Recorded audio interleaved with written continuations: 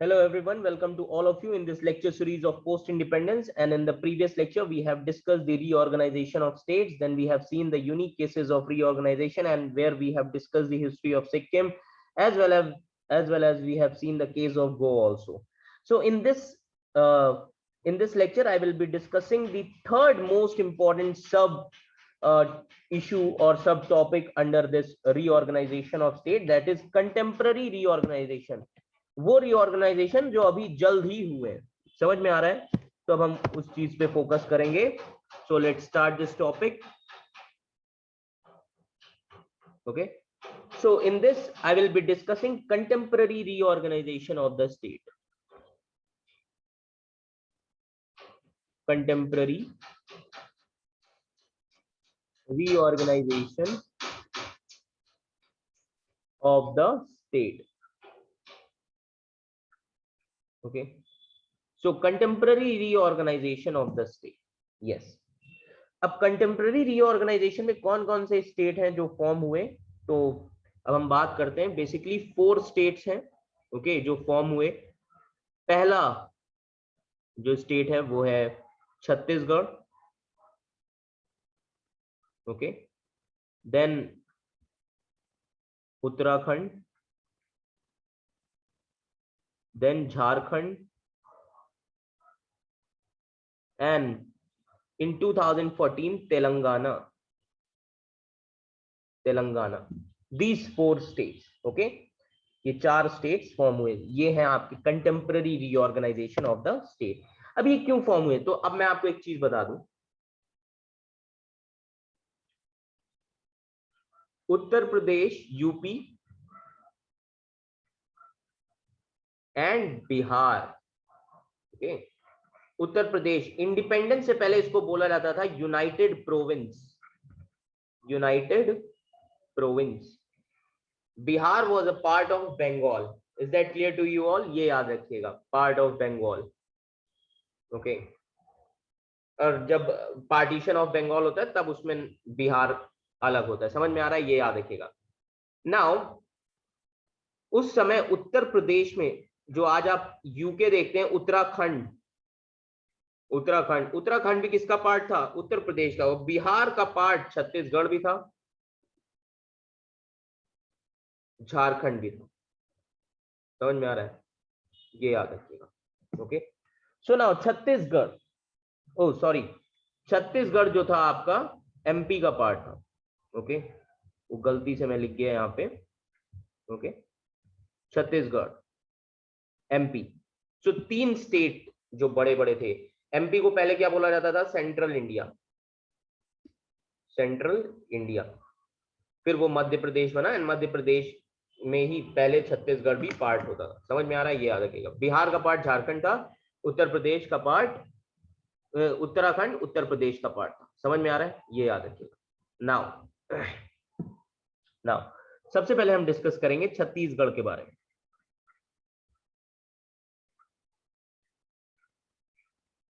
Okay. Chhattisgarh, so the present state of Chhattisgarh, ये कहां से कार्व्ड हुआ? MP, Madhya Pradesh, okay, MP. And this Chhattisgarh became 26th state of India. और ये कब बना?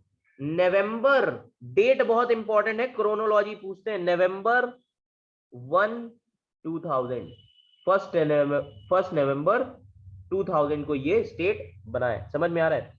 अब यहां पे डिमांड क्यों थी ये याद रखिएगा। डिमांड जो थी छत्तीसगढ़ की वो बहुत पहले से ही थी, ओके। पहले से मतलब 1920s से छत्तीसगढ़ की डिमांड थी, okay. So post independence period में जब स्टेट रीऑर्गेनाइजेशन कमीशन बना 1955 में, उन्होंने अपनी रिपोर्ट क्या किया? सबमिट किया 1955 में स्टेट रीऑर्गेनाइजेशन कमीशन ने। बट स्टेट रीऑर्गेनाइजेशन कमीशन ने, okay, they rejected the demand for separate state Chhattisgarh. उन्होंने रिजेक्ट कर दिया था छत्तीसगढ़ की डिमांड को। So however, after a long time, this demand got renewed in 1990s. 1990s में फिर से डिमांड उठी इसकी। The demand for Chhattisgarh was renewed in 1990s, and there was a statewide political forum which gave the platform for this demand. एक state का forum था जिसने इस डिमांड को आगे रखा। ओके, और उसी में एक बड़े ही अच्छे लीडर थे जिनका नाम था छत्तीसगढ़ राज्य।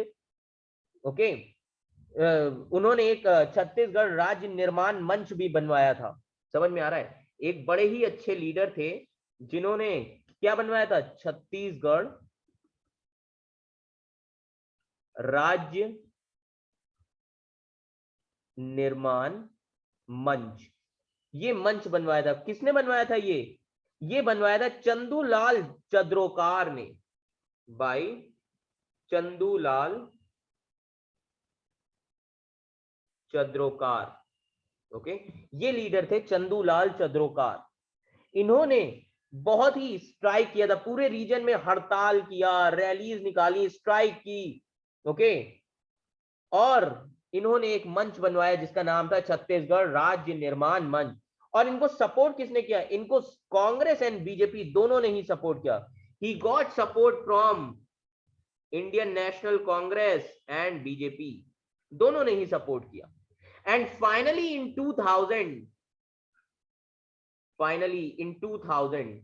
1 नवंबर, एनडीए गवर्नमेंट थी अटल बिहारी वाजपेयी की उस टाइम पे, सो बीजेपी गवर्नमेंट थी। NDA government accepted the separate Chhattisgarh demand and NDA government of India made it Chhattisgarh as a 26th state of India.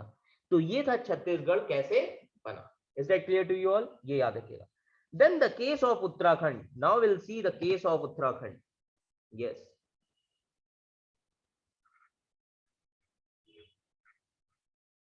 Uttarakhand. मैंने छत्तीसगढ़ सबसे पहले क्यों लिया, उत्तराखंड क्यों लिया? ये क्रोनोलॉजी है कि कब बना, समझ में आ रहा है? छत्तीसगढ़ कब बना? 1 नवंबर को, ये याद रखिएगा। छत्तीसगढ़ कब बना?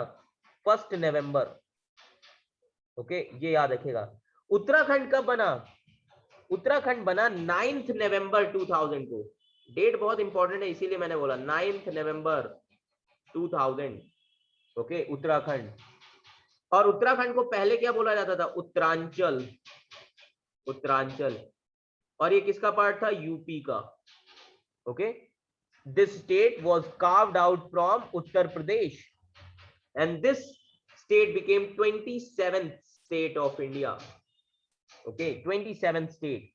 And it was the successful culmination of 70 years old struggle of the people of hilly region for a separate state. 70 साल से लोग उत्तराखंड में डिमांड कर रहे थे अपने सेपरेट स्टेट की, एंड फाइनली 9 नवंबर 2000 में वो डिमांड पूरी हो गई थी। ओके, ये याद रखिएगा। ओके, ये याद रखिएगा।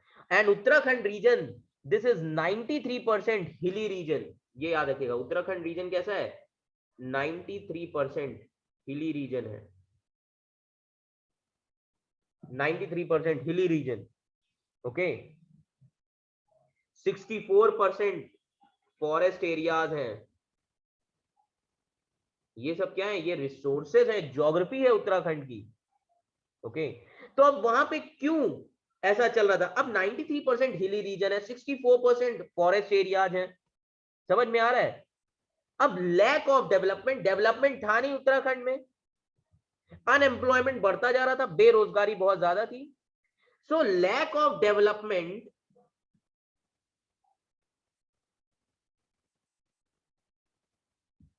And rising unemployment,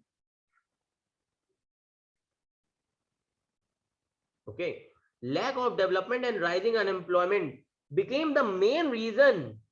It gave impetus to and demand for separate state. इसी की वजह से सेपरेट स्टेट की डिमांड उत्तराखंड में शुरू हुई। समझ में आ रहा है? ये याद रखिएगा। और कहा जाता है इसकी शुरुआत 1930 से हुई थी। 1930। okay, it all started in 1930 when the residents of hill region, they had moved a resolution by majority vote claiming for a separate state of Uttarakhand. पहली बार कब वोट किया था उत्तराखंड के लिए? 1930 में, for a separate state. Okay, and in 1973 क्या form होता है उत्तराखंड में? उत्तराखंड राज्य परिषद, उत्तराखंड राज्य परिषद, ये फॉर्म हो जाता है उत्तराखंड में। एंड दिस परिषद became a platform for statehood struggle. अब यहीं से क्या शुरू होगा? स्टेटहुड की demand, demand for statehood. Okay, and this got transformed into Uttaranchal Kranti Dal. तो ये जो डिमांड थी, ये जो परिषद था, ये किसमें बदल गया? 1979 में ये क्या बन गया? उत्तरांचल क्रांति दल। 1979 में ये परिषद क्या बन गया? Uttaranchal Kranti Dal. Okay, and in 1994, अब 1994 में क्या हुआ? उस टाइम पे जो सीएम थे यूपी के सीएम कौन थे 1994 में? मुलायम सिंह यादव, मुलायम सिंह यादव यूपी के सीएम थे। और उस टाइम पे उत्तराखंड भी किसका पार्ट था? यूपी का पार्ट था। ओके, सो सीएम मुलायम सिंह यादव, उन्होंने एक कमिटी बनाई थी, और उस कमिटी का नाम क्या था? कनिष्का कमिटी। इन्होंने एक कमिटी बनाई जिसका नाम था कनिष्का कमिटी। ये कमिटी किसने बनवाई? मुलायम सिंह यादव ने, उस टाइम पे जो यूपी के चीफ मिनिस्टर थे। समझ में आ रहा है? एंड ये कमिटी इसलिए बनाई गई थी ताकि जो उत्तराखंड की डिमांड्स है उनको इवेलुएट किया जा सके कि वो डिमांड सही है कि नहीं है। समझ में आ रहा है? ये याद रखिएगा। And finally the committee, Kanishka committee, they favoured the formation of state. Kanishka committee ने कहा कि यस, स्टेट बनना जरूरी है। They favoured the formation of state, and on 9th of November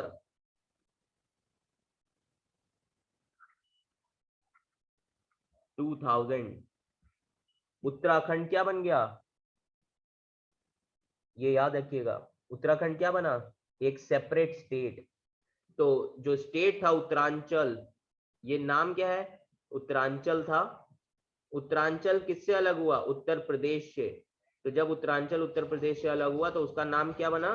Uttarakhand. Okay, so 9th November 2000 को क्या बना? New state Uttarakhand. Okay, I hope आप सभी को ये समझ में आया होगा। देन झारखंड। ओके, नाउ अब झारखंड, इसके बाद बनता है झारखंड। ओके, झारखंड। अब झारखंड क्या है? ट्राइबल एरिया है। बिहार कहां से अलग हुआ? बिहार से। ओके, सो उस टाइम पे पूरा बिहार था। बिहार का जो ट्राइबल एरिया है वो कहां रहता था? झारखंड में, ट्राइबल एरिया। तो झारखंड क्या है? Tribal area. Okay, Jharkhand tribal area of Bihar. अब झारखंड में क्या आता है? छोटा नागपुर प्लेट्यू। पढ़ लीजिएगा, ज्योग्राफी में इंपॉर्टेंट है प्लेट्यू, छोटा नागपुर प्लेट्यू। ओके, और यहीं पे एक रिवोल्ट भी हुआ था, ट्राइबल रिवोल्ट। कौन सा? संथाना। मैंने आपको पढ़ाया भी था मॉडर्न हिस्ट्री में, Santhana. Okay, Santhana Pargana, Pargana means villages, Santhana Pargana. Okay, so this Jharkhand tribal area है बिहार का, जो कि नागपुर प्लेट्यू में आता है। And Santhana, Santhal Pargana. Okay, it showed the movements for state autonomy. ये याद रखिएगा। तो अब झारखंड में बहुत सारे ट्राइब्स रहते थे, traditional tribes like Santhal tribes. Jharkhand में कौन रहता था? Santhal tribes. Okay, Santhal tribes, Oraon, Munda. Okay, तो ये सारे ट्राइबल रहते थे। Are you getting my point? ये याद रखिएगा।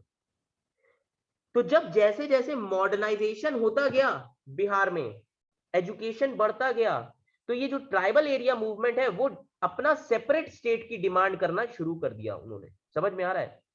So with the spread of education and modern activity in the tribal area, a movement for the separate state started. और ये मूवमेंट कब शुरू हुआ? इसकी शुरुआत हो गई थी 1930s एंड 40s से, झारखंड। एंड फाइनली 1950 में झारखंड पार्टी बनती है। 1950 झारखंड पार्टी फॉर्म, समझ में आ रहा है? 1950 में। ओके, अब झारखंड पार्टी की लीडरशिप किसके हाथ में होती है? जयपाल सिंह, लीडर जयपाल सिंह, समझ में आ रहा है? जयपाल सिंह के हाथ में होती है। ओके, बट इनकी भी यही सेम केस हुआ था। जो स्टेट रीऑर्गेनाइजेशन कमीशन 1955 में बना, उन्होंने झारखंड का जो डिमांड था सेपरेट स्टेट का, उसको भी रिजेक्ट कर दिया था। और जब रिजेक्ट कर दिया डिमांड को, तो बहुत सारी ट्राइबल पार्टीज और मूवमेंट शुरू हो गए थे जो कि डिमांड करने लगे थे सेपरेट स्टेट झारखंड की। और उन्हीं में से एक झारखंड के लीडर थे जिनका नाम था शिबू सोरेन। एक लीडर थे शिबू सोरेन। इन्होंने एक मोर्चा बनाया, उस मोर्चे का नाम था Jharkhand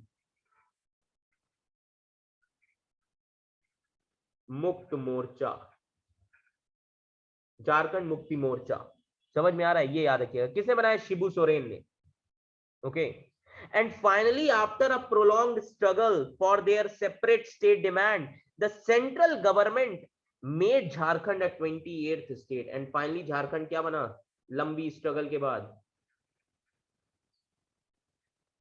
28th state of India, ये याद रखिएगा। और ये कब बना? 15 नवंबर सन 2000, 15 नवंबर 2000। Is that clear to you all? तो ये थी झारखंड की कहानी कैसे बना। ओके, नाउ तेलंगाना, बहुत ही अभी 7 साल पहले ही ये नया स्टेट बना है, तेलंगाना।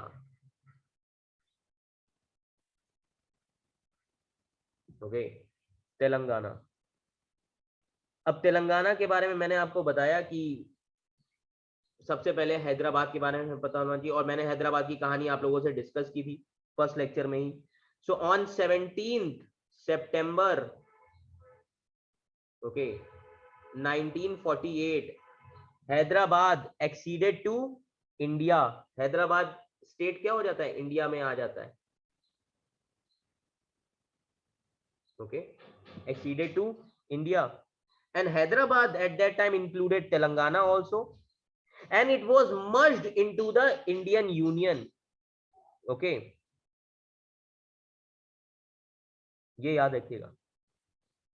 और कहा जाता है स्टेट रीऑर्गेनाइजेशन कमीशन जो था, उन्होंने भी तेलंगाना को, तेलंगानियंस जो थे, जो तेलंगाना के लोग थे, उनको आंध्रा के साथ मर्ज करने के आइडिया को फेवर नहीं किया था।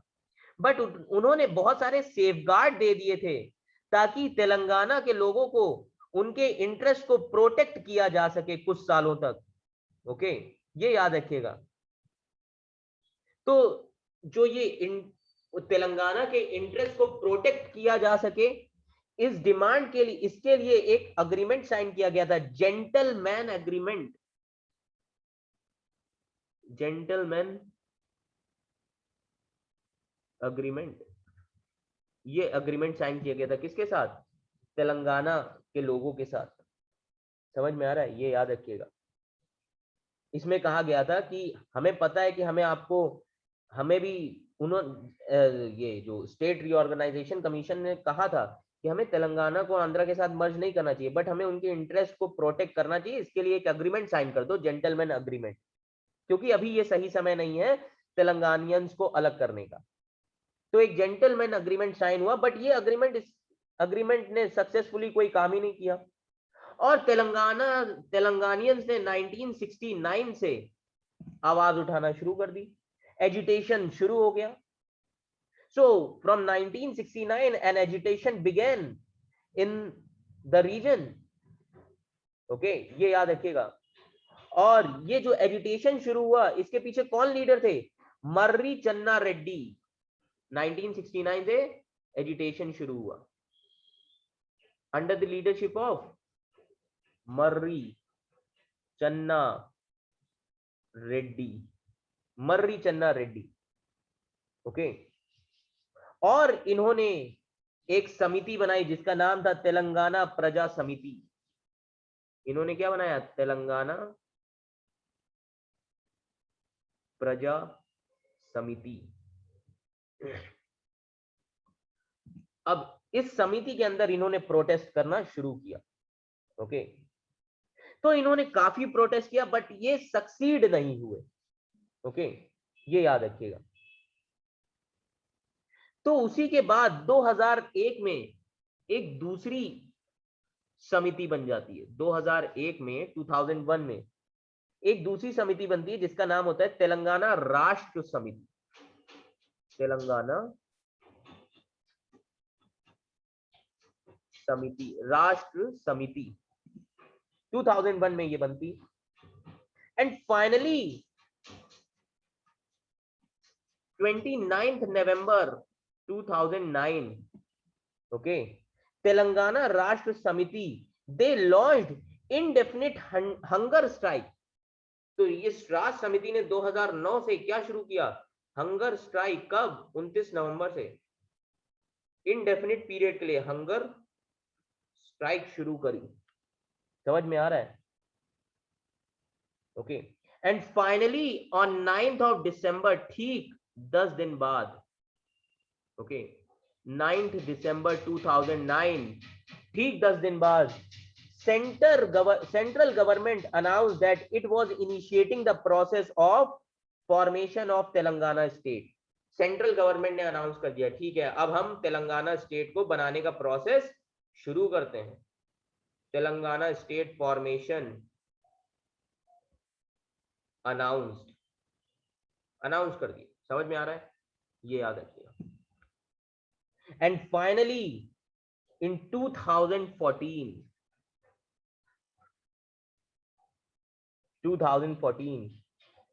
तेलंगाना की जो डिमांड थी वो एक्सेप्ट कर ली गई। ओके, उसे डिले नहीं किया गया। एंड फाइनली तेलंगाना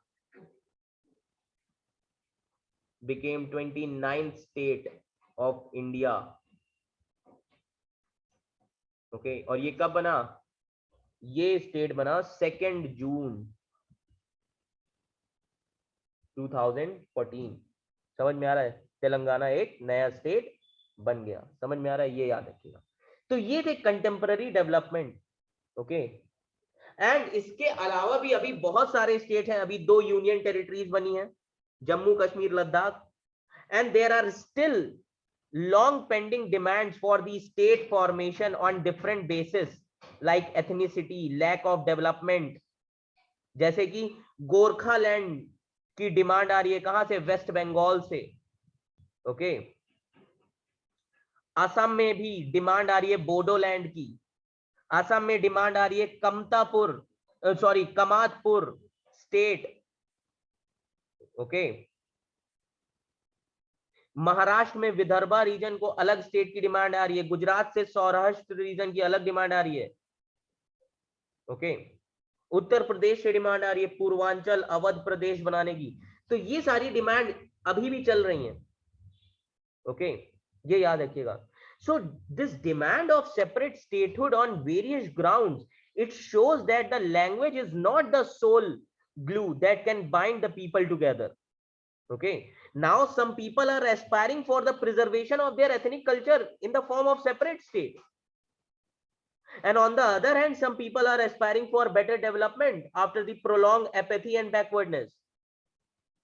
कुछ डेवलपमेंट के बेसिस पे, कुछ अपने कल्चर को, एथनिसिटी को प्रिजर्व करने के लिए क्या डिमांड कर रहे हैं? सेपरेट स्टेट की। Is that clear to you all? तो ये याद रखिएगा। So this is all about the formation and reorganization of states। so we have completed this topic also। okay, so in the next lecture I will be discussing some contemporary developments like coalition politics कहां से आया, कैसे शुरू हुआ। okay, थोड़ा वो discuss करेंगे। okay, then new economic policy जो आई 1991 में, थोड़ा उसके बारे में समझेंगे। okay, then उसके बाद तीसरी जो चीज है कंटेम्पररी डेवलपमेंट में वो है information and communication technology. So all these things that I will be discussing in the next lecture. Is that clear to you all? ये याद रखिएगा। सो आई होप आपको ये लेक्चर समझ में आया होगा। Thank you class, thank you so much.